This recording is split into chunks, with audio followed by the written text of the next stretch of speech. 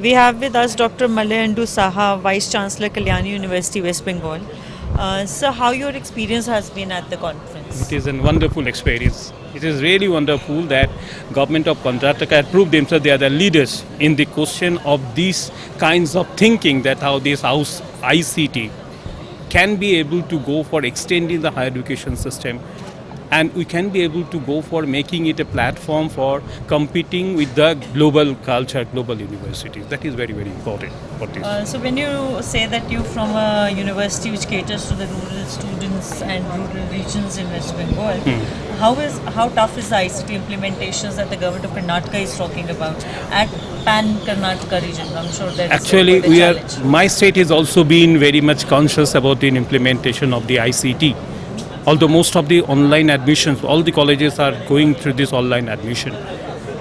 But in the case of this teaching learning methodology, implementation of the ICT to some extent, because we cannot be able to provide the smart classrooms. Although the teachers are very much concerned, teachers are very much habituated, and student to some extent, because there is a gulf difference between a group of students who have been acclimatized with this handling the computer, but there are some students who have been there, they do not have the affordability, they do not have the knowledge base how to use the computers.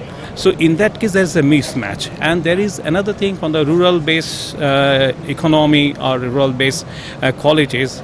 There is a financially they are not so solvent enough to go for getting the computers at their home. Although they spend lots of time in their colleges and university, but what would happen if they are not being provided a continuous approach or a continuous support so that they can be able to acclimatize themselves with this particular thing? What would you expect from the government to work with you No, to no. provide the right set of Okay.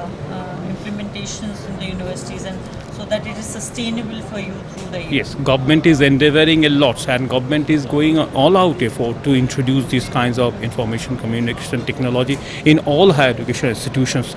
And government is also getting some support. Institutions are also getting some support from the MHRD through the RUSA project.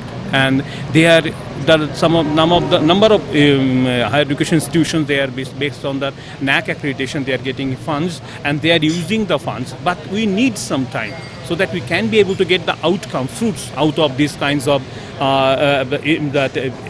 investing that money for the infrastructural development. Although the ICT is one of the major areas where this particular amount is being spent.